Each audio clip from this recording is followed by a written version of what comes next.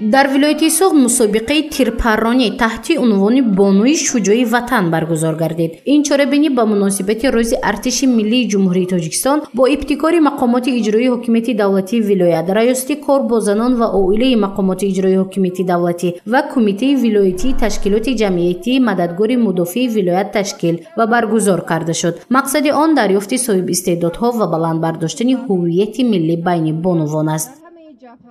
чорабинии имрӯза бо мақсади баландбардоштани ҳуввияти миллӣ, мактаби мардонагӣ, мубориза барои ҳифзи обу хоки сарзамини аҷдодӣ, ҳимояи дастовардҳои ҷумҳурии Тоҷикистон, хизмати содиқонаву арзанда ба ватан ва бахшида ба рӯзи модар ва 30-солагии таъсисёбии қувваҳои мусаллаҳи ҷумҳурии Тоҷикистон баргузор гардида, дар мусобиқаи мазкур бонувону заноне ки маҳорати тирандозӣ доранд, аз ҷумла аз шаҳру ноҳияҳои вилоят, аз муассисаҳои таҳсилоти олӣ ва миёнаи касбии вилоят байни ҳам қувваозмоӣ менамоянд.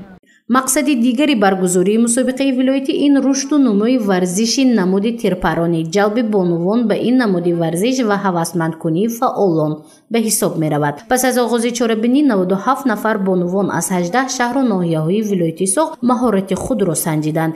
90 нафар бонувони вилояти Соғд ба муносибати 23 феврал рӯзи қувваҳои мусаллаҳи ҷумҳурии Тоҷикистон ба машқи тактикӣ ҷалб шуданд ки он тирандозӣ мебошад. Устод, ба ман ҳама метавонед кӯмак кунед?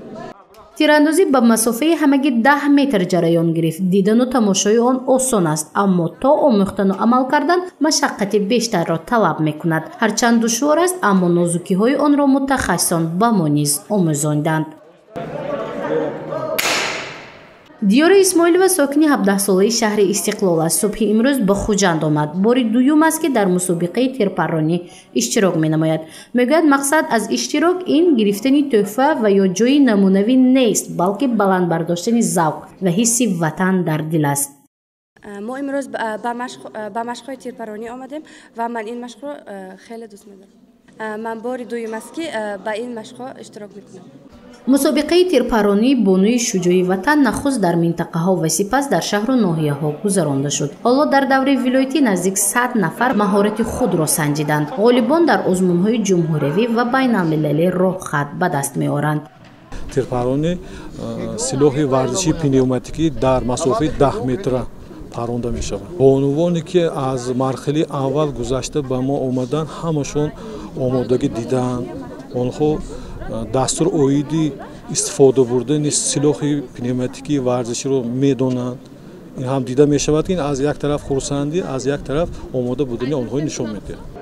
дар мусобиқаи вилоятӣ ки то нисфирӯзӣ баргузор гардид, дар гурӯҳи дастави ноҳияи Бобоҷон Ғафуров ҷои аввал, шаҳри Конибодом ҷои дуюм ва ноҳияи Ашт ҷои сеюмро ба даст оварданд. мусобиқаи дастави байни муассисаҳои таҳсилоти олӣ ва миёнаи касбӣ ҷои аввалро донишкадаи политехникии Донишгоҳи техникии Тоҷикистон ба номи академик Муҳаммад Осимӣ соҳиб гардиданд. ҷои дуюмро дар ин шарт коллеҷи омӯзгории шаҳри Хуҷанд ва ҷои сеюмро муассисаи давлатии Донишгоҳи давлатии Хуҷанд ба номи академик Бобоҷон Ғафуров соҳиб гардид.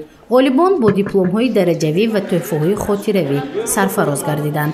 нишонзанони беҳтарини мусобиқаи мазкур Нозанин Бобоҷонова, Хуршеда Мирзораҳматова ва Зайнура Умарзода бо медал ва дипломҳо қадрдонӣ шуданд. гузориши Мафнӯшкур ва Насим Раҳимов барои барномаи иттилоотии Хабар.